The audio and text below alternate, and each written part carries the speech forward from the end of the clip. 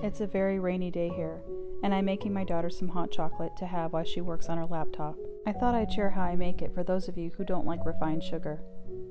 I heat the milk in a saucepan with some cocoa powder, 2 teaspoons of honey, and a splash of vanilla.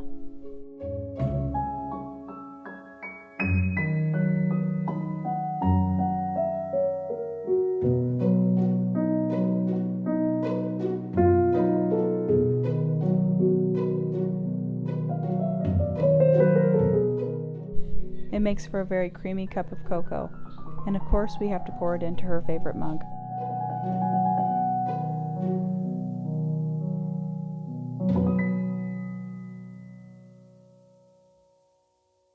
Hello, good morning. We just finished breakfast. It's a rainy day, and I'm standing here in our new library that I shared with you last week. And I wanted to show you, I got a great deal. I know a lot of you love to get deals like I do. We're always talking about thrifting, I feel like.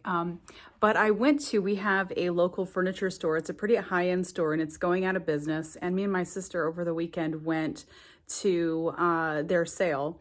And I got 2 lamps because, as you know, this room is pretty dark, and I had mentioned the lamps when I did the reveal that we need a lot of lamps in here, or at least I think I mentioned it. It might have been on the blog post. It doesn't really matter. However, it was dark and it needed some light, so of course you could read if you're in here enjoying a book. And I got 2 lamps. They're normally $200 a piece, and I got them for $25 a piece. So I'm really happy about that.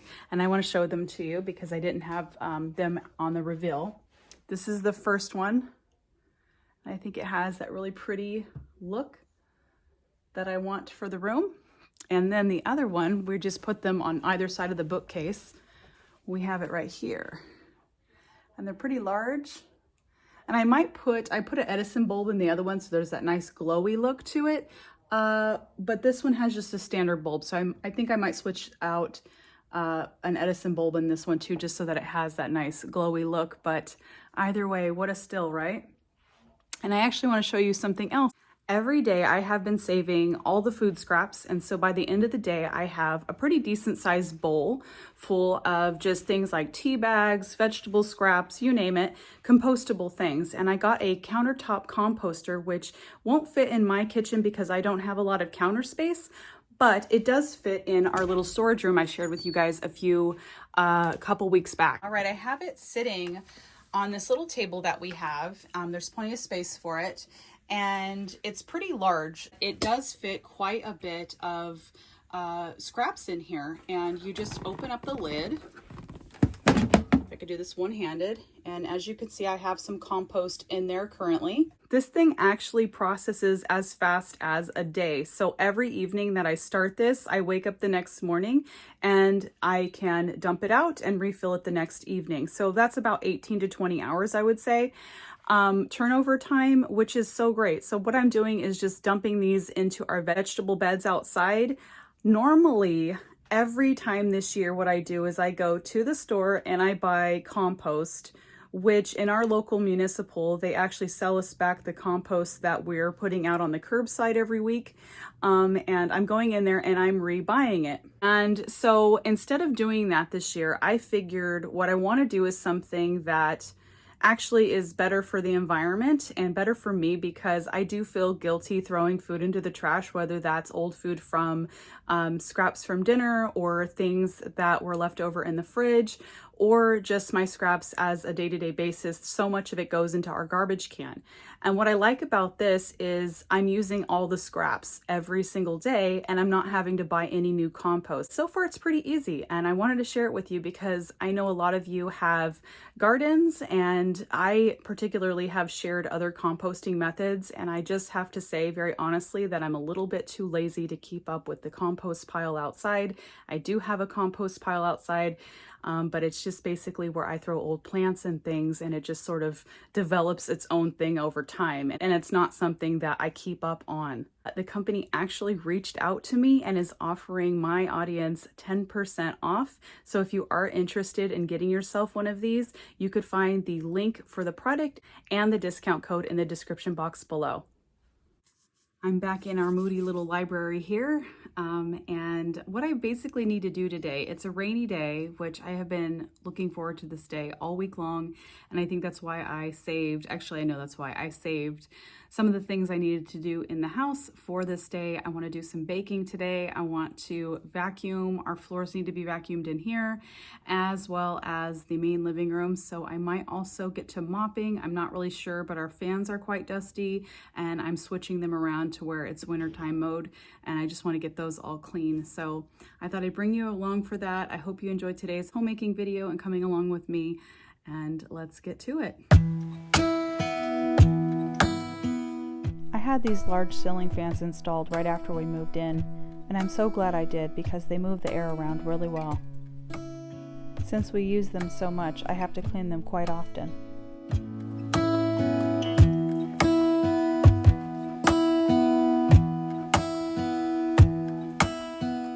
Even though I have a Roomba that sweeps the floors daily, I like to use the regular vacuum every once in a while. I feel like it gives a deeper clean to the rugs and carpeted areas.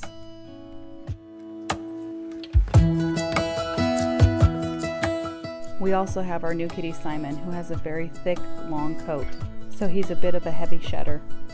The extra work is totally worth it because he's so fun to have in the house, and he's completely adorable.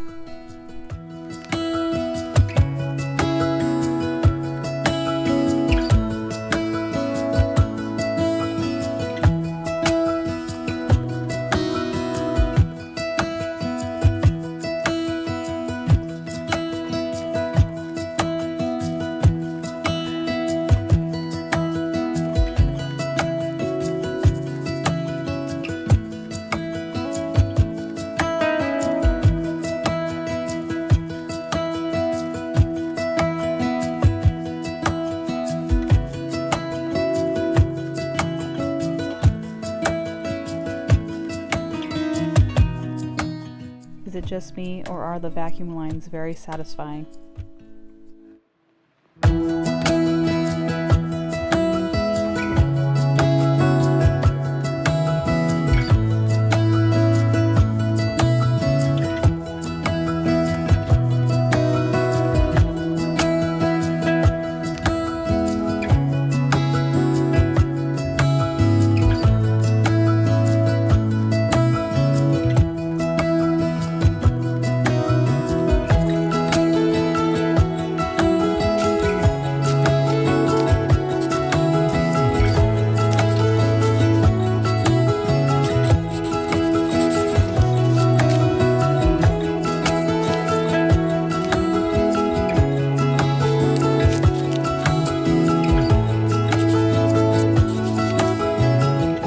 I'm going to use my spray mop, which I add white vinegar, water, and grapefruit essential oil to, for my solution.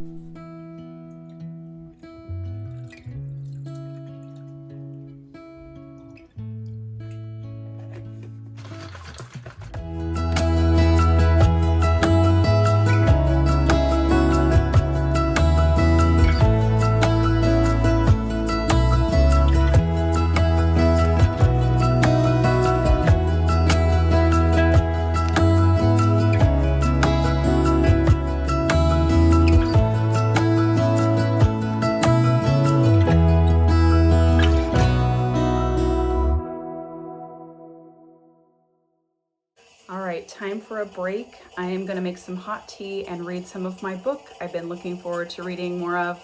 I am reading Nobody Will Tell You This But Me by Bess Kalb.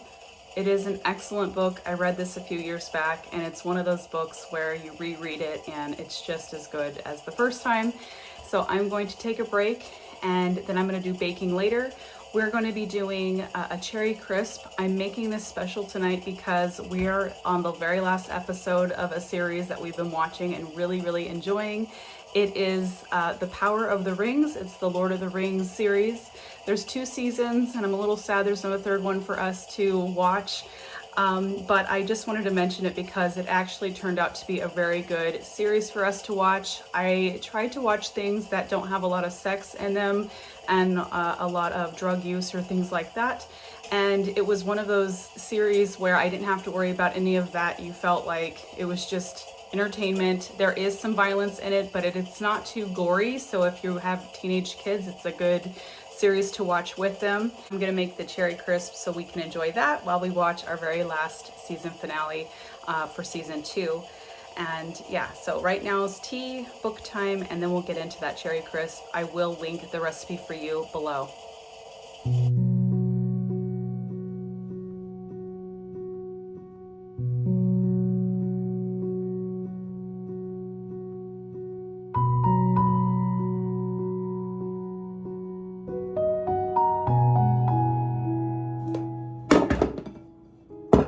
To make the cherry crisp, I combine old-fashioned oats, butter, flour, brown sugar, and nuts.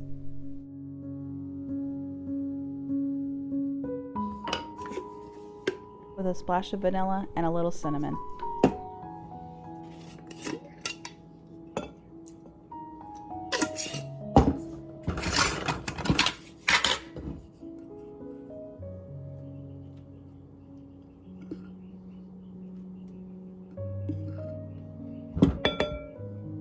Today I'm using walnuts, but almonds also work well.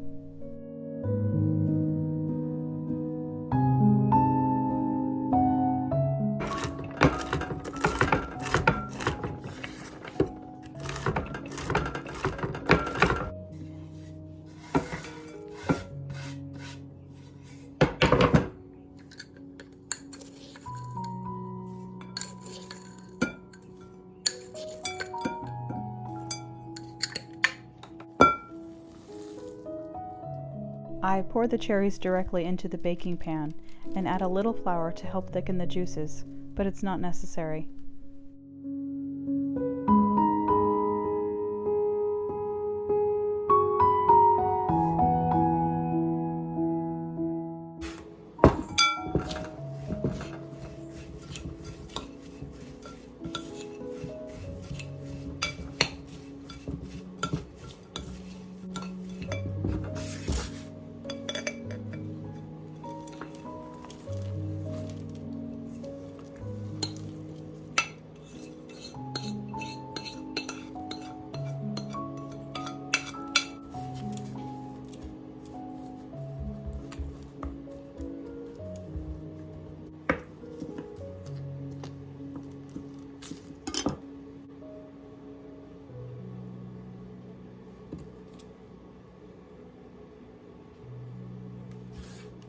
This will bake until golden brown.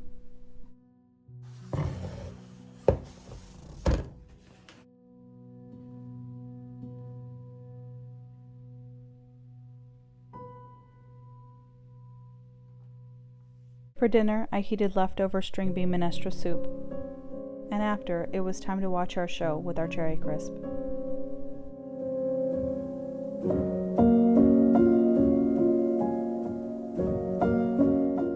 I'm going to end the vlog here and enjoy my time with my girl.